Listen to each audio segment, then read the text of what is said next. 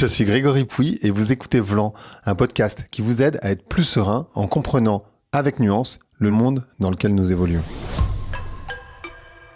Bonjour, bienvenue dans cet épisode qui est en anglais, donc je vais passer à l'anglais. We all have today issues with our attention and our capacity to focus. And today I'm very, very pleased to welcome Yohann Hari on the podcast. He has written a book called On vous, vole, votre attention, Stolen Focus, translated in French. And he has explored why our ability to concentrate is collapsing and how we can fight back. Actually, he discussed with the most interesting people worldwide to uncover the real cause of our attention crisis and what we can do about it. So together we discuss why our focus is disappearing, how tech is designed to hijack our mind, the rise of ADHD, and why personal fixes aren't enough without bigger changes. So if you feel like your focus is slipping away, this episode is designed for you. So let's dive in. Here is my conversation with Yohann Hari. Allez Vlan, c'est parti.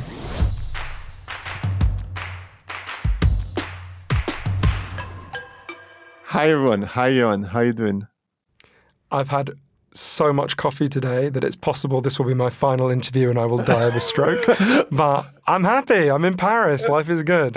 I'm very happy. I hope you don't die. I mean, somehow dying doing your thing. It's also something beautiful. What more can you want? Hopefully not at the age of 45, but Yeah, I mean, if it comes, it comes. It's a bit young. It's a bit young. We're going to talk about attention, and attention is one of the major topics in all our life because attention is time. And I think we tend to understand, all of us, most of us, that technologies are robbing us somehow. They are the center of our attentions. And yet we cannot set ourselves free. And I was wondering, why is that? And to what extent it is, and why can't we set ourselves free? Yeah, this was the kind of central mystery that was really haunting me. I could feel, the reason I wrote the book is I could feel my own attention was getting worse and worse. Mm-hmm. With every year that passed, things that require deep focus that are so important to me, like reading books, having proper long conversations, were just getting harder and harder. And to be honest, I didn't want to write about it for a long time because I thought, well, I know the reason why this is happening. Someone invented the smartphone, that screwed me over, and I don't have enough willpower to resist it. Those were the two stories I had in my head. And I could see there was this big crisis. The average office worker now focuses on only one task for less than a minute. And for every one child who was identified with serious attention problems when I was 7 years old, there's now 100 children who've been identified with that problem. But I just thought, well, I don't want to look into that. And there was a moment that I really realized I had to. So I've got a godson, and when he was 9, he developed this brief and unbelievably cute obsession with Elvis Presley. And the reason it was so cute is he seemed to genuinely not know that impersonating Elvis had become a kind of cheesy cliche. So he used to do, I think he did the last version of Jailhouse Rock that was completely sincere in the history of the human race. And every night when I would tuck him into bed, he got me to tell him the story of Elvis's life over and over again. And one night I told him about Graceland, where Elvis lived, and I said that people would go and visit. And his whole face lit up and he said, "Yohann, will you take me to Graceland one day?" And I said, "Sure," the way you do with 9-year-olds, knowing like next week you want to go to 100%. Legoland or whatever. And he said, "No, do you really swear one day you'll take me to Graceland?" And I said, "I absolutely promise." And I didn't think of that moment again for 10 years until just so many things had gone wrong. So when he was 15, he dropped out of school. And by the time he was 19, he spent almost literally his entire waking time alternating between his iPad, his iPhone, and his laptop. And his life was just this blur of WhatsApp, YouTube, porn. And it was almost like he was kind of spinning at the speed of Snapchat. Do you know what I mean? Where nothing of still or serious could touch him. And one day we were sitting in my apartment in London And all day I was trying to get a conversation going with him. He's very clever and very impressive in many ways. And I just couldn't, right? I just couldn't get a conversation going with him. And to be totally honest with you, Gregory, I wasn't that much better. I was sitting there staring at my own devices. And I suddenly remembered this moment all these years before. And I said to him, hey, this is no way to live. Let's go to Graceland. And he looked at me completely blankly. He didn't even remember this. And I reminded him. And I said to him, let's go on a road trip all over the American South. Let's leave this shit behind. But you've got to promise me one thing, which is that when we go, you'll leave your phone in the hotel during the day, because otherwise there's no point going. Oh, wow. And he took a beat and he really thought about it, because he wasn't happy being like this. And he said, you know what, I want to do it. Let's do it. So I think it was literally 2 weeks to the day we took off from London to New Orleans, where we went first. And a couple of weeks after that, we got to the gates of Graceland. And when you get to Graceland now, this is even before COVID, it turns out there's no human being to show you around. What happens is they hand you an iPad, you put in earbuds, and the iPad shows you around, right? It says go left, go right. Every room you go in, there's an image of that room in front of you. And every room you go in, the iPad kind of tells you a story about that room. So we're walking around Graceland, and I noticed that everyone is just kind of staring at their iPad, and I'm getting a bit kind of pissed off, right? I'm like, well, we travelled a long way. Why is no one looking at it? And we got to the jungle room, which was Elvis's favourite room in Graceland. It's got loads of fake plants in it.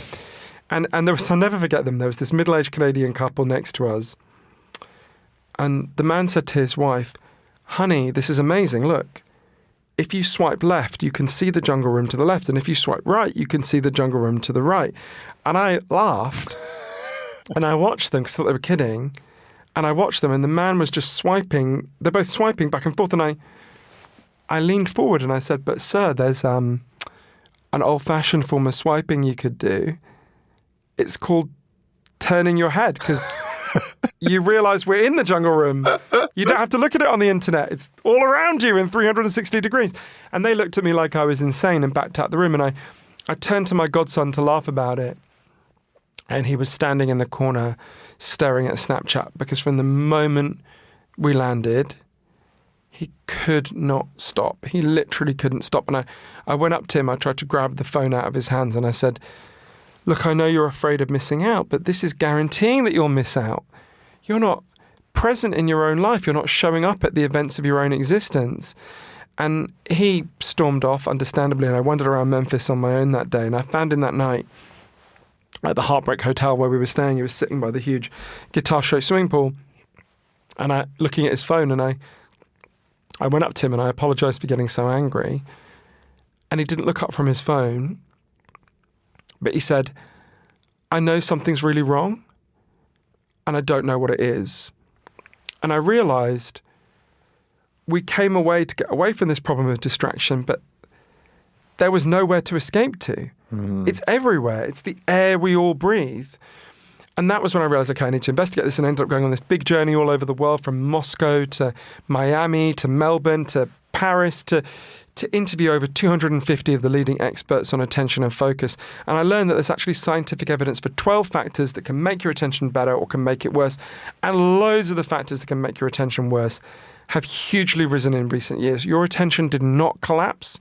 Your attention has been stolen from you by some very big and powerful forces. But once you understand what those forces are, we can begin to get our brains back. 100%. Two questions. Well, I'm gonna start with the first one. Have you read this article from The Atlantic called "Have Smartphone Destroyed the Generation"? It was back in 2018, I think, or 19, and I love this article. I think it was one of the most read articles from The Atlantic back then.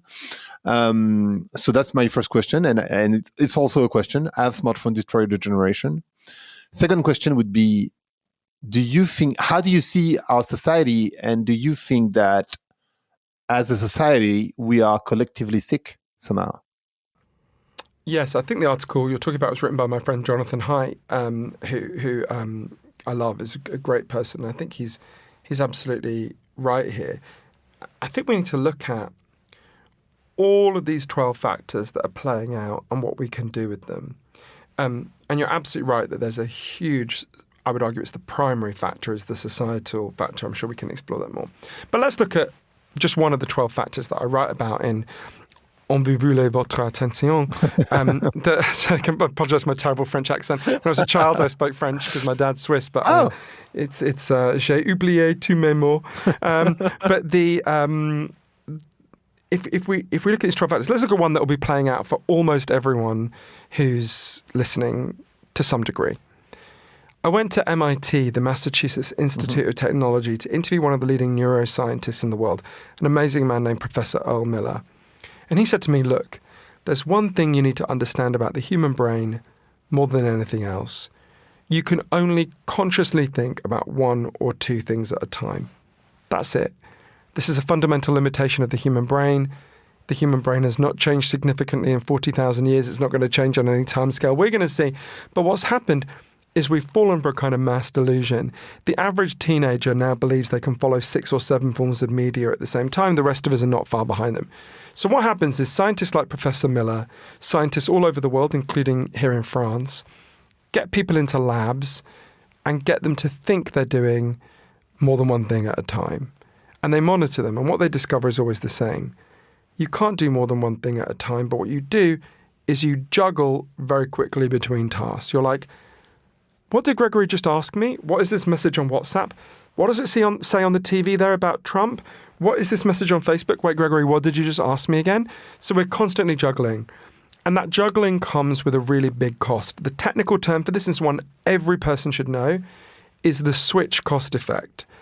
When you do more than one thing at a time, when you switch between tasks, that comes with a cost. You remember less of what you do. You make many more mistakes. You're much less creative. And I remember when I first learned that, thinking, okay, I get that, but I can see the truth of that, but this is a small effect, right? The science is very clear. This is a really big effect. I'll give you an example of a very small study that's backed by a wider body of evidence. Hewlett-Packard, the printer company, got a scientist in to study their workers, and he split them into 2 groups. And the first group was told, get on with your task, whatever it is, and you're not going to be interrupted. Just do what you got to do. And the second group was told, get on with your task, whatever you do, but at the same time, you've got to answer a heavy load of emails and phone calls. So pretty much how most of us live. And at the end of it, the scientist involved, Dr. Glenn Wilson, tested the IQ of both groups. He discovered the group that had been interrupted scored on average 10 IQ points lower than the group that hadn't been interrupted. Wow. To give you a sense of how big an effect that is, if you and me went out now and we bought some cannabis and we got stoned together, we smoked a fat spliff, our IQs would go down in the short term by 5 points. So being chronically interrupted in the way most of us are is twice as bad for your intelligence in the short term as getting stoned. You'd be better off sitting at your desk, smoking a fat spliff and doing one thing at a time than you would sitting at your desk, not smoking a spliff and being constantly interrupted. Now, to give you, obviously, don't want anyone to get the wrong idea, you're better off neither getting stoned nor being interrupted. But it gives you a sense of, this is why Professor Miller said to me, we are living in a perfect storm of cognitive degradation as a result of being constantly interrupted, right? So you begin to get a sense of how significant this effect is. And yet and that's just one of the 12 factors. Yeah. And yet this is a choice that we're making every single minute when we, as you said, and I do that all the time, like watch a show, take my phone, watch Instagram at the same time. Because I'm old, I'm not on, I'm looking at Instagram. But I would do watching a show on Netflix and watch my Instagram. And this is a choice I'm making somehow, and I'm earning myself doing it. And I had this conversation lately with someone telling me, oh, sorry, I was wrong at doing those 2 things at the same time, but I'm very good at multitasking usually. And I'm like, but no one is multitasking. Your brain is not able to do that. But she was kind of proud to say, I can multitask. And everyone's like, yeah, women are more multitasking than men. And I can multitask. Nobody can multitask, right? No. What you can do is juggle very quickly between tasks, and there is some natural variation, and some people are slightly better at it than others, but everyone incurs the switch cost effect. There's no one for whom that doesn't apply. But I'm thinking about what you said at the start of that question, which I think is so interesting, and how we naturally think, which is we choose it, right? Mm-hmm. And it makes me think of a line that I'm not a Marxist at all. But it reminds me of something Karl Marx said back when he was talking about saying here in Paris, actually, the 18th Brumaire of Louis Napoleon. He said, what does he say? Man makes history, but not in circumstances of his own choosing. In a similar way, we make choices, but not in circumstances of our own choosing, right? No. So you're making a choice in an environment which is heavily loaded against you.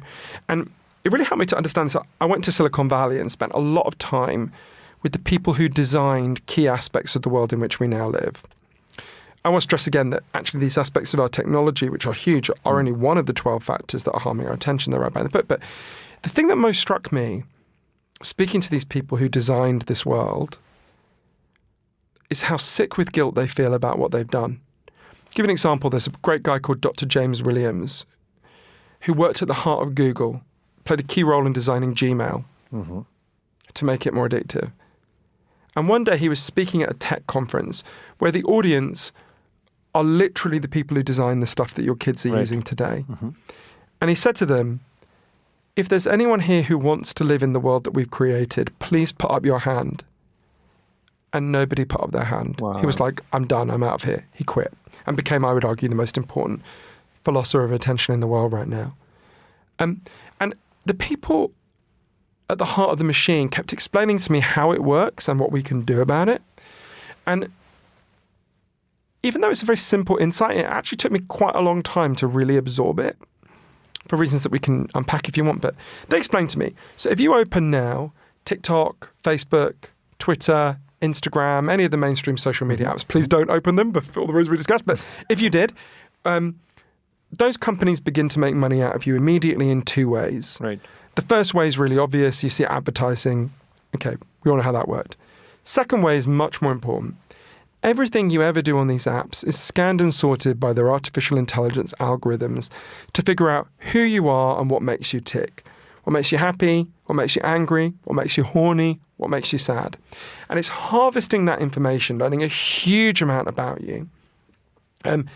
For many reasons, but the most important one is to figure out what to show you next to keep you scrolling. For a very simple reason. Every time you open the app and begin to scroll, they begin to make money because you see advertising. The longer you scroll, the more money they make because the more advertising you see. So all of this genius in all of this genius in Silicon Valley, or this AI, or these algorithms, is geared towards one thing and one thing only, figuring out how do we get you to open the app as often as possible and scroll as long as possible. That's it. That's all they care about, right? Just like the head of KFC may be a perfectly nice woman, but all she cares about in her professional capacity is how often did you go to KFC this week and how big was the bucket you bought? And if you get obesity and you become diabetic, that's not her problem. She's not interested, right? In the same way as my friend Tristan Harris, who also worked at the heart of this machine, explained to me,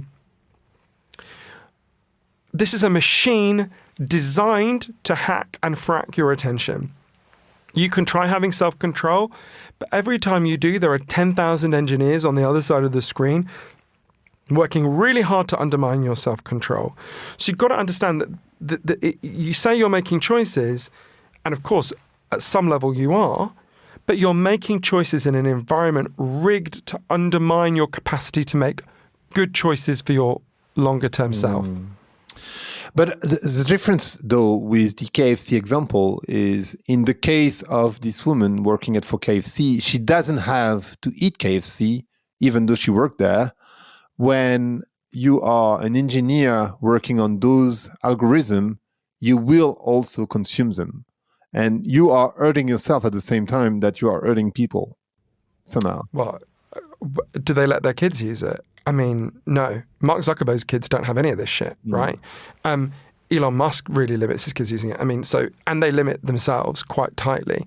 And, in a way, one of the things that's happening is we get a kind of crazy kind of class inequality where, the people designing these apps and rich people, to a large degree, don't let their kids use it, send their kids to progressive Montessori schools which have no technology, have meditation teachers meditate for an hour a day and do yoga, while we have a kind of underclass of the population who are increasingly manipulated and undermined by them.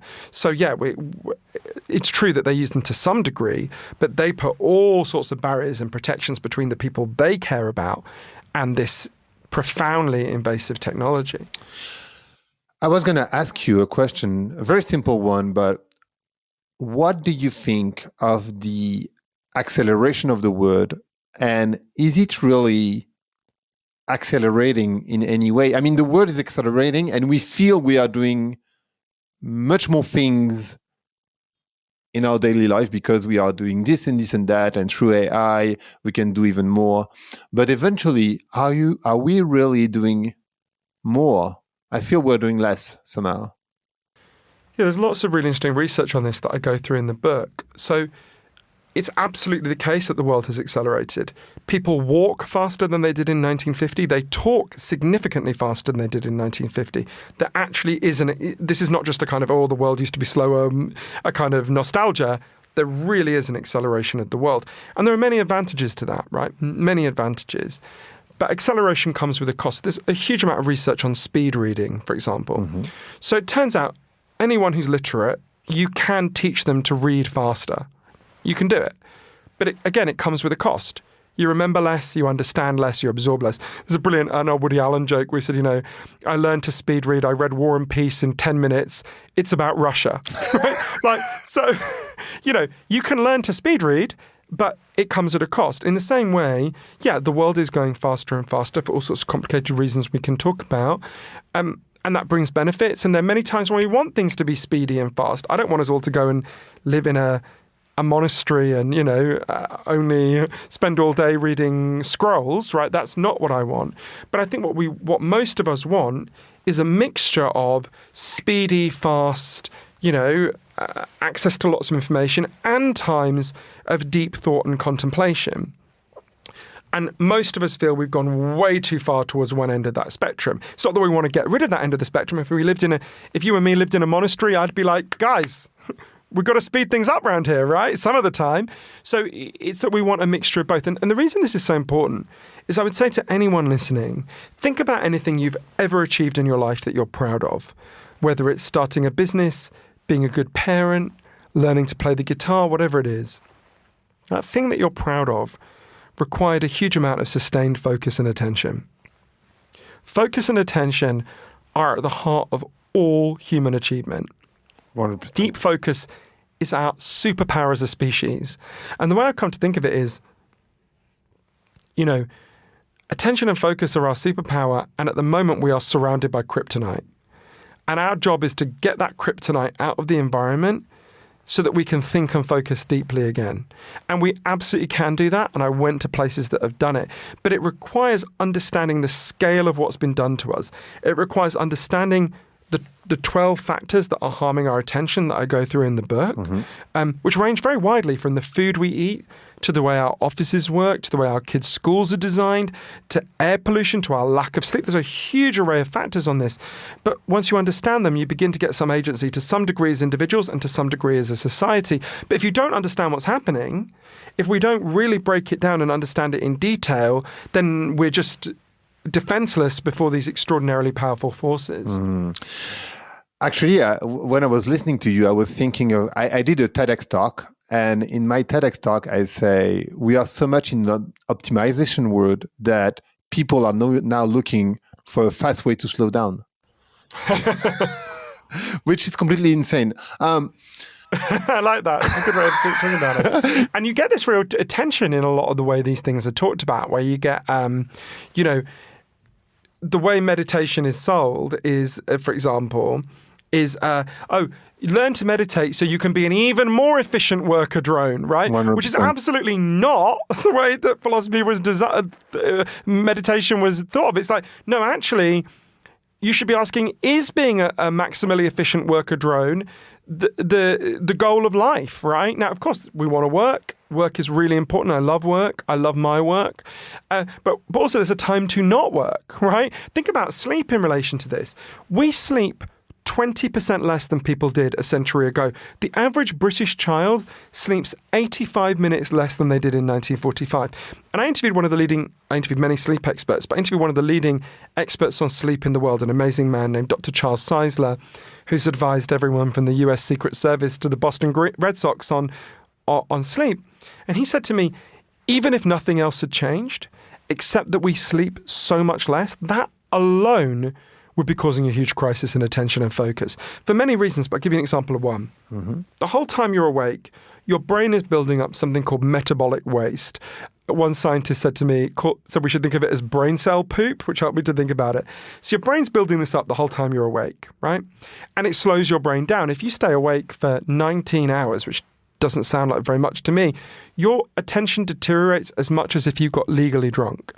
And when you go to sleep, a watery fluid washes through your brain and carries this brain cell poop out of your brain down into your kidneys, out of your body. If you don't sleep properly, if you don't get 8 hours sleep a night, your brain does not get the chance to clean itself. So when you're tired and you wake up and you feel like clogged up, that is not a metaphor. Your brain is literally clogged up, right? And as a result, your attention is much worse, and there's a huge amount of evidence on this. So you have to look at the different factors that are playing out there. Now, this is an effect of many things, but one of them is increased stress, the world's speeding up. We don't feel we can slow down at night. We don't feel we can just unplug. So there's a whole array of factors that are kind of coming together. Actually, I have friends around. I actually, because I also did a lot of podcasts on sleeping, so I have quite a good understanding of how important sleeping is on many levels. Might be your obesity, might be a lot of things. I mean, people don't understand how important it is, but a lot of people are like, they feel they function. Function, this word that we are using. Yeah, I didn't sleep that well, like 6 hours, 5 hours, but I function. And they consider that it's okay, it's fine, when actually it's not at all. And I would like you to emphasize a little bit on this, like how is it that we feel that we are functioning, that it's okay when it's absolutely not? It's a really important question, and it's partly because we've gotten into a trap where we have a crazy and dysfunctional idea of productivity that does not match the scientific evidence at all. So think about, what do we think a productive worker is? We think a productive worker is a worker who answers the boss's email immediately, who will still answer that email at midnight, who will soak up an infinite amount of stress and just keep going. But actually, the evidence is very clear that all these things profoundly undermine our productivity. Think about, you answer immediately. There's a brilliant piece of research by Professor Michael Posner at the University of Oregon that found if you're interrupted by something as simple as a text message, so there'll be people listening, I'll get a text message while they're listening to this, and they'll think, I'll just text back. It'll take, 10 seconds, right? Mm-hmm. He discovered if you're interrupted by something as simple as a text message, it takes you on average 23 minutes to get back to the level of focus you had before you were interrupted. But most of us never get 23 minutes without being interrupted. So we're constantly operating at this lower level of cognitive ability. Think about sleep, which we just talked about. Think about stress, which beyond a low level profoundly harms attention. So the reason this is so they think, I'm functioning. We're functioning within the existing paradigm of productivity. But at some level, we all know that that's wrong. Think about, remember, this was said to me by a brilliant man named Professor Jeffrey Pfeffer, who's one of the leading experts on organizational management. He's at Stanford in California, where I interviewed him. He said to me, so think about, he didn't say this in the context of France, but think about the Euros last year, right?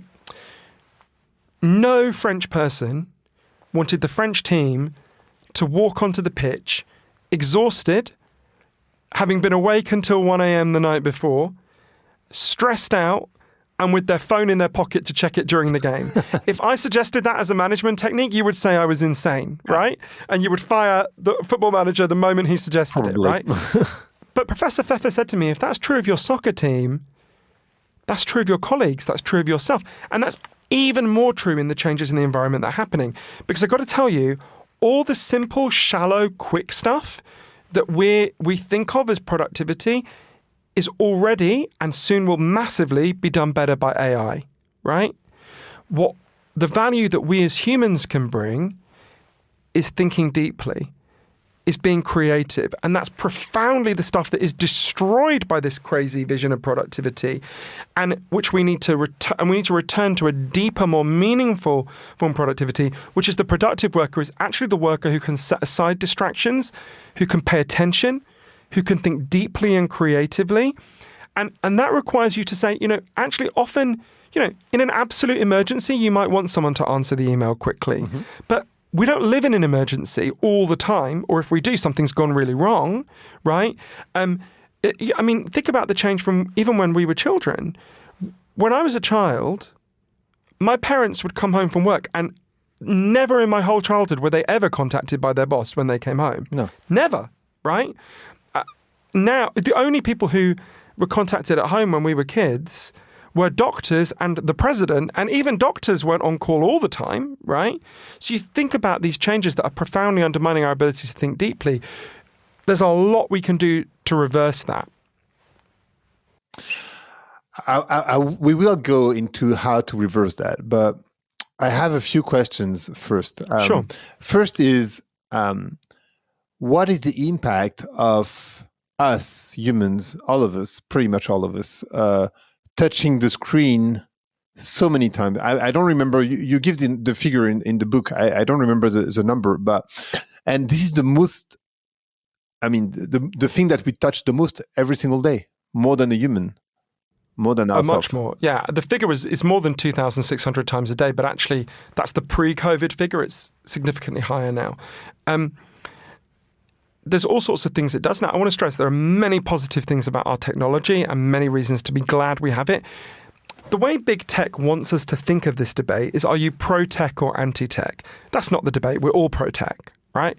The debate is what tech designed for what purposes, working in whose interests, right? That's the debate. We want technology that works for us, not technology that works against us, right? Technology is a great thing. What's a paintbrush? What's a violin? Those are technologies that make it possible for us to be even better. You hold the paintbrush, you paint the Mona Lisa. Well, none of us are going to do that, but it's a high goal. But, you paint the violin, you get to be Yo-Yo Ma if you're really lucky, right? So we want technologies that do that make us better. What we don't want are technologies that undermine us. And what we want is for the technologies we're using to be more like a violin or a paintbrush. And absolutely, we can do that. So let's think about some of the ways the technology as it's currently designed is harming us. It's something I'm thinking about a lot because I'll tell you about one dimension that I'm thinking about a lot because I just came from Las Vegas, where I was where I spent a lot of my time, but also where I was when Donald Trump was re-elected, catastrophically in my view. In my view, too. Yeah, I didn't think you were a secret MAGA person. And this is a dynamic that's absolutely playing out in disastrous ways here in France and indeed played out in my own country, Britain. As you can tell from the fact that I'm sitting here not as a European citizen, maddeningly in my view. So let's think about one aspect of this dimension. So attention has many dimensions and many layers. One layer of attention is collective attention. And democracy is the most precious and beautiful form of collective attention. And the factors that are undermining our individual attention are also undermining our collective attention. So I'll tell you about one that obviously I'm thinking about a lot right now. So let's think about what we were saying a minute ago. You open any of the mainstream social media apps, the longer you scroll, the more money they make. So the algorithms are set up to keep you scrolling. They don't care what you look at. They're completely agnostic about that. What they care about is the fact of you scrolling. So the algorithms are set up and they start to scan, the many billions of people in the world who are on these apps, looking for what makes people scroll. And they uncovered an underlying psychological truth. It's actually been known about by psychologists for almost 100 years. It's called negativity bias. It's very simple. Human beings will stare longer at things that make us angry and upset than we will at things that make us feel good, right? If you've ever seen a car crash on the highway, you know what I mean. You stared longer at the mangled car than you did at the pretty flowers on the other side of the street. This is very deep in human nature. 10-week-old babies will stare longer at an angry face than a smiling face. And that's always been part of who we are. But when it combines with algorithms who learn you intimately and what makes you angry, this has a catastrophic effect. So picture two teenage girls who go to the same party and go home on the same bus. One of them, and they both open TikTok to make a video. And one of them opens it and says, "That was a great party. We danced to Ariana Grande all night. I loved it." The algorithms are scanning the kind of words you use and it'll put that video into a few kids' feeds. Now imagine the other girl opens the video and says, Karen was a fucking whore at that party and her boyfriend's a prick, and just denounces everyone. Again, it's scanning the kind of words. It knows that angry words make people stare longer and engage more. It'll put that second video into far more people's feeds. Now, that's bad enough at the level of two teenage girls on a bus. We all know what's happened to the mental health of teenage girls. Okay. Professor Jean Twenge has shown the average teenage girl now has the same level of anxiety that a girl had in 1950 when she was admitted to a psychiatric hospital, right? Oh, wow. But now imagine that being applied to a whole society where the kind people are muffled and pushed to the back and the angry people are given a megaphone and pushed to the front. Except you don't have to picture it because Donald Trump was just re-elected and the British people voted to leave the European Union, and Jair Bolsonaro and all these people all over the world who've been winning, although Bolsonaro was fortunately subsequently defeated, this dynamic is ultimately not compatible with democracy, right? In my view.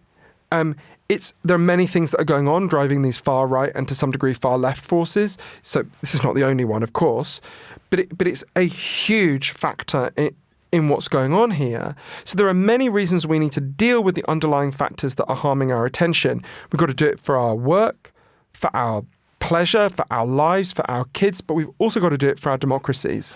So, because you're talking about democracy, I was wondering if you've come up with this word called Aussium, scholar and Aussium. Do you know them? How do you spell it? Aussium. It's O-T-E-U-M. No, I don't know. Okay. This. Tell me about it. So, Aussium, it's a Latin word. And for Latin, it was the most important thing a human can do. And it is self-realization activities. In French, it would be leisure that opening up. So it was a lot about eating, playing, relaxing, contemplation, academic endeavors. And what is interesting, I think, and there's many things that are interesting about that word. First, in Greek, it was skol, which is the base of school. So school was supposed to be this time where you take time to actually contemplate on the word, think about things. And that was the basis of school was that. But what is interesting also is because Aussium is Latin, the word of commerce in French, it's négoce. It's neg Aussium. So whatever is connected to commerce is neg Aussium. So it's the negation of this Aussium. And what they were saying, the Latin, is that there is no democracy without Aussium. It's impossible because if you cannot take the time to actually contemplate, think about the word, there will be no democracy. So even if you go back without technologies and stuff like that, even if you go back to the Greek and the Latin, they were already thinking about this years ago, decades, millennial years ago. And I think that this Aussium thing actually pinpoint what you are exactly talking about. Like, we cannot have a democracy if our attention is completely out of the road somehow.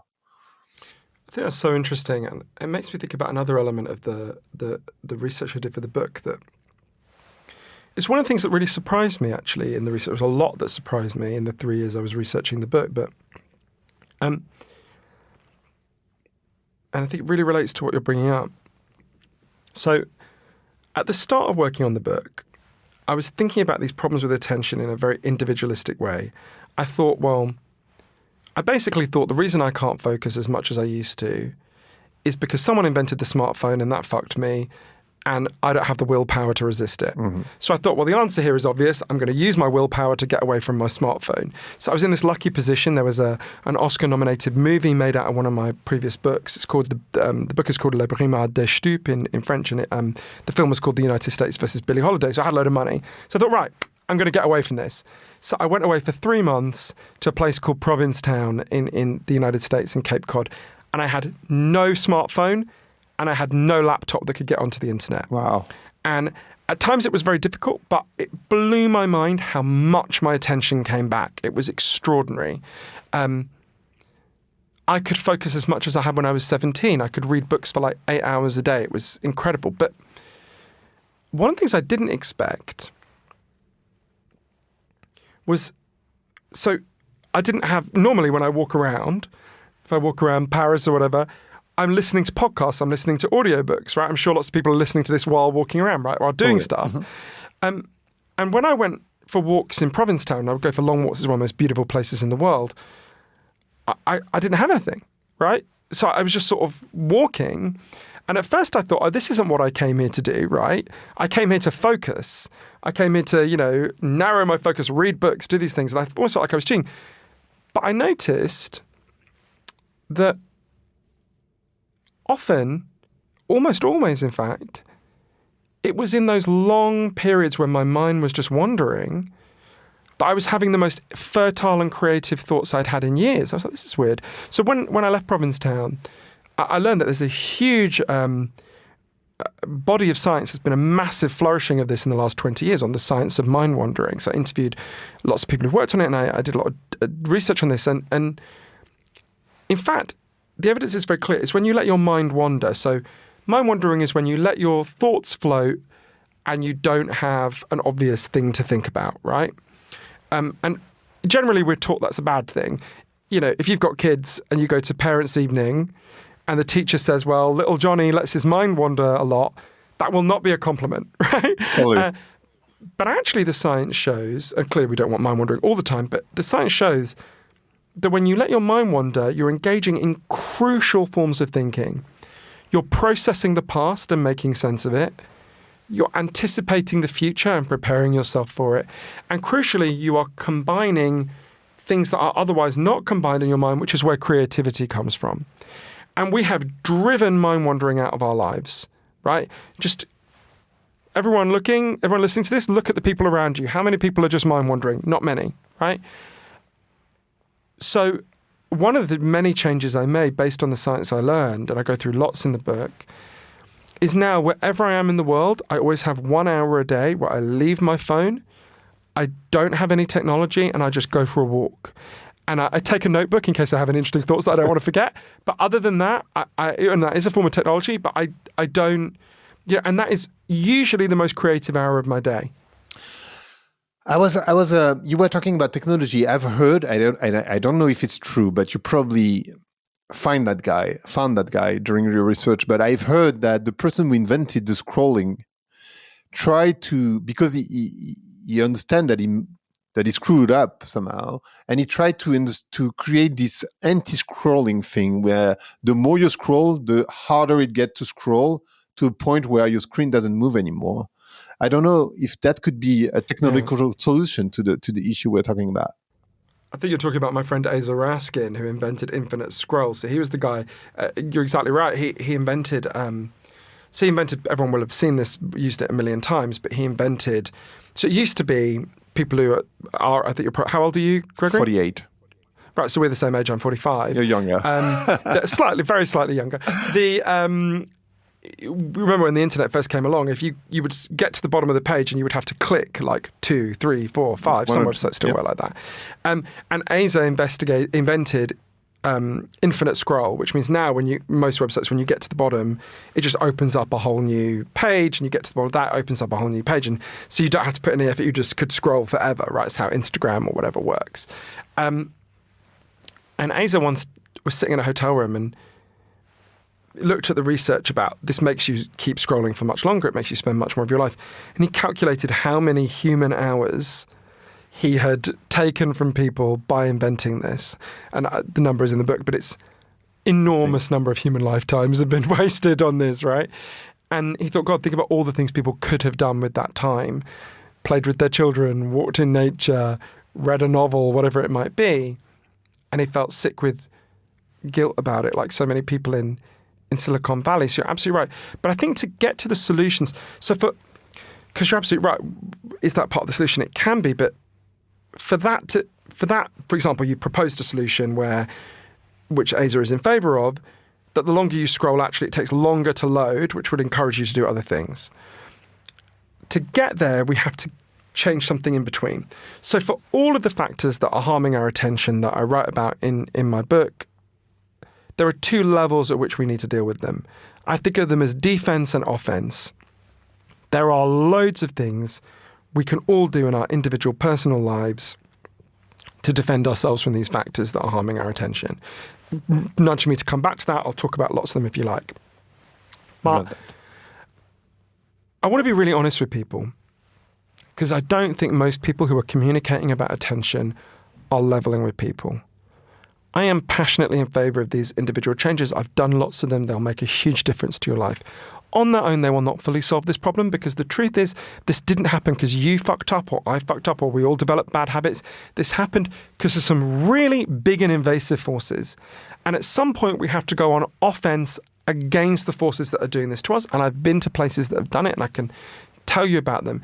So you can say, let's slow down websites, to encourage doing other things. But for that to happen, we have to deal with the current financial incentive model for social media companies. So like we were saying before, the longer you scroll, the more money they make, right? In that situation, they left to their own devices will never work to improve your attention. Indeed, their entire business model is premised on your attention getting worse. And the worse your attention gets, the more money they make, right? 100%. So you need to, what people like Asa Raskin, people who've been at the heart of the machine, said to me, and indeed what Facebook's own internal data scientists have said, is you have to break that connection. It's really interesting. After Brexit and the first election of Trump, it still causes me physical pain to refer to it as the first election of Trump. But after that, Facebook set up a group of its own data scientists to figure out, did we play a role in this? And what their own data scientists said, we only know this because someone leaked it, they didn't tell us, is that their business model inherently undermines attention and inherently undermines democracy for the reasons we've been talking about. And they said the only solution is to abandon that business model. And Mark Zuckerberg replied by disbanding the group and saying, never bring me any research like this again. So what we have to do, as long as that business model prevails, the longer you scroll, the better they get, this problem will get worse and worse, right? Paul Graham, who's one of the biggest investors in Silicon Valley, said to an interviewer, the world is on course to be more addictive in the next 40 years than it was in the last 40, right? Think about how much more addictive TikTok is than Facebook, right? Now imagine that dynamic continuing. So we have to sever that dynamic. And there's an example in the history of France that you'll remember, that I remember, that I think could really help us here to think about what we need to do now to get to the thing that you're talking about and many other solutions. So when we were kids, the only form of petrol you could buy in France, in Britain, everywhere in the world was leaded petrol, right? And it was discovered by scientists that exposure to lead is really bad for people's brains and particularly bad for children's ability to focus and pay attention. And if it's in the petrol, it was in the fumes. Everyone was breathing in huge amounts of lead, a historically unprecedented amount of lead. So what happened was a group of ordinary mothers in France, what used to be called housewives, banded together and said, well, why are we allowing this? Why are we allowing the lead industry to fuck up our kids' brains? And it's really important to notice what they didn't say. They didn't say, so let's ban cars, let's go back to the horse and cart. Just like none of us are saying, let's, get rid of petrol. Just like none of us are saying, let's get rid of technology and go back to the 1950s. That's not the answer, right? What they said is, let's get rid of the specific thing in the petrol that's screwing up our kids' brains and replace it with something that does the same job, but without screwing up our kids' brains, right? And it's forgotten now, but these mothers had to fight like hell for that, right? And it followed the classic pattern of all successful political movements that was described by Mahatma Gandhi. First, they ignored them, then they laughed at them, then they fought them, then they won. As everyone listening knows, there's no more leaded petrol in the world. Venezuela just became the last country in the whole world to get rid of it. As a result, the average French child is 5 IQ points higher than they would have been had we not banned that, had those mothers not fought for all of us, right? Now, to me, this is a really important model. In addition to all the things we need to do to defend ourselves as individuals, and there's loads of them that I talk about, we need to take on the forces that are doing this to us. We need to regulate social media. We need to get rid of the current business model and replace it with a different business model. I can explain what that means. And we need to the way I kind of think of it is we need an attention rebellion, right? But How do you do? I mean, in a capitalistic world, how do you do that? How do you replace the business model of those very large company? I mean, Frances Hohagen, you didn't talk about her, but she actually showed how great person, amazing person. She actually showed how Facebook was winning when they were pushing hatred comment or hatred content. So how do you change that business model? I think, I mean, I see some countries saying, oh, we have to ban social media for teens that are under 16, but it's not exactly the business model. The business model is also something else. It's not just legalization, and also they want to... So, go ahead. Sorry. Yeah, it's a really important question. And before I talk about how we the connection, the video just dropped. Can you still hear me? I can totally see it. Yeah. Oh, yeah, I can't see you now, but don't worry, I don't need to. I mean, it's nice to see you, but don't worry. Hang on, it's saying... I'm calling. Video. I'm calling. Perfect. Great. I'm trying to answer you. Here we go. Give me 1 second. Oh, I'm sorry, I'm being incompetent. How do I do this? Maybe I'll push that. Technologies. I think I might have just rejected you. Hang on. The irony. Sorry. Here we go. I've got you back. Great. Okay. Perfect. It's going still on? Okay, Yeah, great. Perfect. Sorry about that. No problem at all. I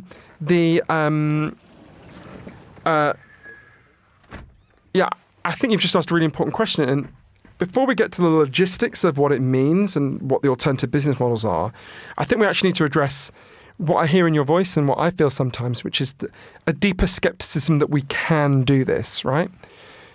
And sometimes I get pessimistic because I think, God, we're up against really powerful forces here, not just social media. If you look at the other 11 factors that are harming our attention that go through in the book, the food industry, there's a huge array of things, I didn't know about right? the food. That's also something crazy. Yeah. So when you look at that, it's easy to think, oh, we're just screwed here, right? We're up against forces far more powerful than us. When I think that, this might sound strange for a moment, but I think a lot about my grandmothers, who I really loved. So I'm 45. When my grandmothers were the age I am now, one of them was a Swiss peasant woman living in a hut on the side of a mountain, and the other one was a working class Scottish woman living in a tenement working class housing in Scotland. When they were the age I am now, my grandmothers weren't allowed to have bank accounts in their own names because they were married women.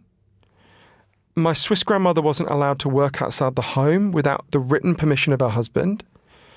It was legal for both of them to be raped by their husbands, as it was everywhere in the world legal for men to rape their wives. My Swiss grandmother wasn't even allowed to vote. And this is not like a million years ago. This is my grandmothers, who I knew and loved deeply, when they were the age I am now. And when I think, oh, we're never going to challenge this, these forces are too powerful, think about however powerful these forces are, they're not a tenth as powerful as men were when my grandmothers were 45 years old, right? Men controlled everything. Every company in the world, every country in the world, every army, every police force, and had forever. I mean, there've been a few hereditary queens apart from that, right? And yet, I don't want to underestimate how much further we have to go, but my niece, even the craziest, most deranged local elected person for the Rassemblement National, if they said on Twitter that we should change the law so it'd be legal for men to rape their wives and women shouldn't be allowed to vote, they would have to resign, right? So you think about how far we've come in a very short period of time. So absolutely, things that seem incredibly powerful in one moment of history can be overcome. And what it took was lots of women and some sympathetic men saying, we're not fucking taking this anymore. No, you don't get to do that to me. Can you? And in the same, yeah. Sorry. I was going to say, can you talk a little bit about the food industry and how it has impacted our attention? I'm so sorry. There's so many topics I want to talk about with you. It's a bit tricky, but yeah, you mentioned the food, and I wanted you to focus because this was one of the, because the rest I knew already, especially technologies, but food, I didn't know actually.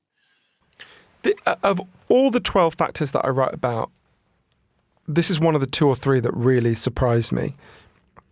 So, and I want to just preface this by saying I don't say this with any sense of superiority to people who eat badly. I've eaten junk food my whole life. At a low point in my life was just before Christmas 2009. I went to my local branch of KFC in East London, and it was lunchtime, and I said my standard order, which is so disgusting I won't repeat it. And the guy behind the counter said to me, "Oh, Johann, I'm really glad you're here." And I was like, okay. And he went off behind where they fry all the chicken, and he came back with every member of staff and a massive Christmas card in which they'd written, "To our best customer." Oh. And one of the reasons my heart sank is I thought, this isn't even the fried chicken shop I come to the most. So no judgment to anyone listening, right? However bad you are with food, you weren't as bad as I was. But what I learned is there's loads of ways in which the way we eat, which has profoundly changed in the last few generations, last really one generation, is deeply harming our ability to focus and pay attention. In lots of ways. I'll give you an example. I'll tell you about a few. So this was explained to me by Dale Pinnock, one of the leading nutritionists in Europe. Imagine you have for breakfast the standard British or American breakfast, right? You have sugary cereal or you have buttered white bread that's been toasted. What that does is it releases a huge amount of glucose really quickly into your brain, right? And it feels great. You're like, whoa, I'm awake. I'm ready for the day. It feels really good. But you've released so much energy so fast that you'll get to your desk an hour and a half, 2 hours later, or your kid will get to their school desk and you'll have a huge energy crash. Your glucose levels crash, and when that happens, you get brain fog where you can't think very clearly until you have another sugary, carby snack, and then it spikes again, and then it crashes again. The way Dale Pinnock put it to me is the way we eat puts us on a roller coaster of energy spikes and energy crashes throughout the day, which leaves us with these long patches of brain fog. Now imagine you had for breakfast instead porridge with blueberries. What that does is it releases energy much more steadily, so you don't get these huge peaks and troughs. Or to switch metaphor, the way he put it to me is the way we eat is like putting rocket fuel into a Mini. You know, those little British cars from the 70s. It'll go really fast for 5 minutes and then it just stops, right?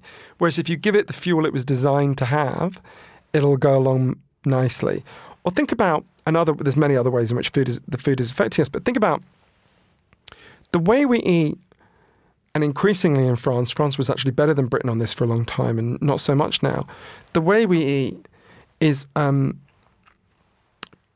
food we eat contains chemicals that act on our brains like drugs. So I'll give you an example. There was a study in Britain in a city called Southampton where they got 191 kids and they split them into two groups. And the first group was just given water to drink, and the second group was given water laced with a lot of the common additives that you get in Coca-Cola, the food or we whatever. eat. Exactly. Not even drinks, food as well. Okay. And then they monitored the kids.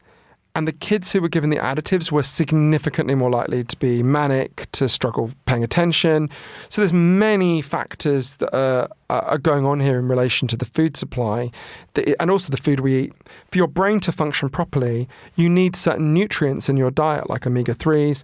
And our diet is just increasingly lacking those nutrients. And unfortunately, supplements don't make up the difference because your body doesn't metabolize from supplements the way it does from actual food. So yeah, there's a huge array of factors here. Mm-hmm. Talking about the solutions, the solution you decided for yourself is taking 1 hour out per day. You mentioned that you did 3 months in the first place, and then now you do like an hour away. What else can people do to actually, somehow save their attention? So I do much more than 1 hour, but I'll talk about that in a minute. But so like I mentioned before, for all of these 12 factors, we've got to think of them in terms of defense and offense, right? So in terms of defense, there are loads of things everyone listening can do immediately to defend themselves and their kids against the factors that are invading our attention. I go through lots in the book, but I'll just give you 2 examples. If you go online and Google something called a K safe, it's the letter K and a safe. I should completely abort stocks in this company before my book came out because they're worth much more now than they were before. But it's a plastic safe. You take off the lid, you put in your phone, you put on the lid, you turn the dial at the top, and it locks your phone away for anything between 5 minutes and a whole day. I use that 3 hours a day when I'm writing. I would not have finished my most recent book if I did not own a K-Safe, right? So I would say to everyone listening, for example, if you have kids, buy a K-Safe and start with just 15 minutes a day where you all put your phone in the K-Safe and you have to look into each other's eyes, like in, remember the past. And it's really difficult at first. I found it difficult. But I always say to people, like, I won't have people around for dinner unless we all agree to put our phones in the phone jail. I say to people, the pleasure of knowing that I'm actually listening to you and you're actually listening to me is so much greater than whatever shitty Instagram update you're going to have to wait 2 hours for. And you'll get that in a little while anyway, right? And it's difficult at first. A lot of people are like, oh my God, what if there's an emergency? And I always say to them, if they're our age. So you remember the first half of our lives where if you left your house, you didn't know what happened until you came back to your house, right? We didn't all die. Like, we were okay, right? You're not the president. You don't have to give orders if there's a terrorist attack. It's okay, right? I'll give another example. I would recommend everyone listening goes online, go to the App Store and buy an app called Freedom. It's a very simple app. You can link it on your phone, your laptop and your desktop. Let's say you were addicted to eBay or Instagram or Pornhub or whatever it might be. You can say to Freedom, do not let me go on this website for the next 5 minutes, the next 24 hours, however long you want. And then once you've hit the button, if you try to access it, it will just say you have been set free. And you can't look at it, right? I have social media permanently blocked on my phone because I do not want people at my funeral to stand up and say, Johann spent a lot of time on Instagram. That's just not what I want my life to be. And the truth is, as the writer Anne Lamott says, your habits are your life. There's no point you saying, I'm the kind of person who reads long novels and has conversations with my friends, if the reality of your life hour by hour is that you look at TikTok, right? If hour by hour you're looking at TikTok, that's who you are, that's your life, your habits become you. And then your mind begins to be shaped like these technologies. Take care what technologies you use, because over time your consciousness will be shaped like these technologies. So there are loads of defensive moves like that, but we also have to take offensive moves, right? You mentioned before there were some countries. I just came from Australia. They just banned all social media for under 18-year-olds in South Australia. I think it's going to roll out across the country. I was speaking to various decision makers there. There's all sorts of defensive moves we can do like that. Banning the business model, I can talk more about what that means. There's an equivalent to the lead in the lead paint and the lead in petrol. There's all sorts of things we can do. But to get to them, it requires a quite important shift in psychology. We need to stop blaming ourselves. I was angry with myself. I was angry with the young people in my life. But we need to stop being angry with ourselves and our kids and start being angry with the forces that actually did this to us, right? And we need to realize we are not medieval peasants begging at the court of King Musk and King Zuckerberg for a few little crumbs of attention from their table. We are the free citizens of democracies, and we own our own minds. And together we can take them back if we want to, but we need to understand what's been done to us. I mentioned before a guy called James Williams, Dr. Williams. And he said to me, I'll never forget this, human beings had the axe, they had axes for 1.2 million years before anyone said, guys, shall we put a handle on this axe? The entire internet has existed for less than 10,000 days, right? We can fix this shit if we want to, right? We can make it work for us, not against us. But it requires us to understand what's being done, to stop self-recriminating and start dealing with these factors. And that will only be done through a movement of people. Just like the lead industry was never going to go, guys, let's stop screwing up people's brains, right? That's not how it works. They had to be made to do it. These forces harming us will have to be made to change. And they will only do that if we make them do it, if we decide that we value attention and we make them do it. And just a few minutes on the business model. I was wondering, Sure. how do you expect those companies to change their business model? I'm very curious about that. Sure. Well, they won't change their business model unless there's a movement of all of us making them change their business model. And the analogy with the leaded gasoline is exactly on the money there, I think. So there are essentially three ways in which social media can be financed and funded. The first is the model we currently have at the moment. It's what Professor Shoshana Zuboff at Harvard calls surveillance capitalism. It's a fancy term, but it's actually pretty simple. if you open TikTok, Facebook, Instagram, you appear to get them for free. You don't pay anything up front. But in return, they track you, they surveil you, and they hack your attention and keep you scrolling. So you don't pay with money, but you pay with your privacy and your attention. And there are some advantages to that model. The most important one is money, right? You don't pay up front. In a time when lots of people are really struggling for money, that's not nothing, right? But I would argue the costs massively outweigh the benefits, especially in the medium to long term when it comes to democracy and so on. So what people like Asa Raskin said to me is, you just need to ban that business model. You need to say it's like the lead in the lead paint. A business model that tracks and surveils you and hacks your attention is fundamentally immoral and we will not allow it, right? But I remember saying to lots of the people in Silicon Valley who said that to me, okay, let's imagine we did that. And the next day I open Instagram, would it just say, sorry guys, we've gone fishing? He said, of course not. What would happen is they would move to a different business model. Right. And there are two alternative business models and everyone listening will have experience with them, almost everyone. The second business model is subscription. Mm-hmm. We all know how Netflix works. You pay a small amount of money, in return you get access. The key thing is all the incentives change in a subscription model. In the current model of TikTok, Facebook and so on, those companies are asking, how do we hack and invade Gregory to keep him scrolling as long as possible? Because you are not their customer. They've got customer service departments. You can't phone them. I can't phone them because we're not the customer. We're the product that is sold to the real customer, the advertiser, right? But suddenly, under a subscription model, you are the customer. Suddenly they're asking not how do we hack and invade Gregory, but what does Gregory want? Oh, turns out Gregory feels good when he meets up with people offline and looks into their eyes rather than doom scrolling through their photoshopped images. Okay, let's design our app to maximize offline contact, right? That's easy. My friends in Silicon Valley could design that in 5 minutes. Facebook had a function like that for a while. They got rid of it because if you meet up with your friends offline and you're not scrolling, they lose money, right? Mm-hmm. They'll only get there if the incentives are right. The third possible way of funding it is one that everyone has experience of. Think about the sewers. Before we had sewers, we had shit in the streets. People died the whole time in Paris of cholera. I'm just reading a Victor Hugo novel. Lots of people died of cholera, right? Yep. And then we build sewers and we all own and maintain the sewers together. You know, people in Paris own the sewage pipes along with all their fellow Parisians. I own the sewage pipes in London along with my fellow Londoners, right? Now, it may be that like we own the sewage pipes together because we don't want to get cholera, we might want to own the information pipes together because we're getting the equivalent of cholera for our attention and for our democracy. Now, the fancy way of describing that would be public ownership independent of government.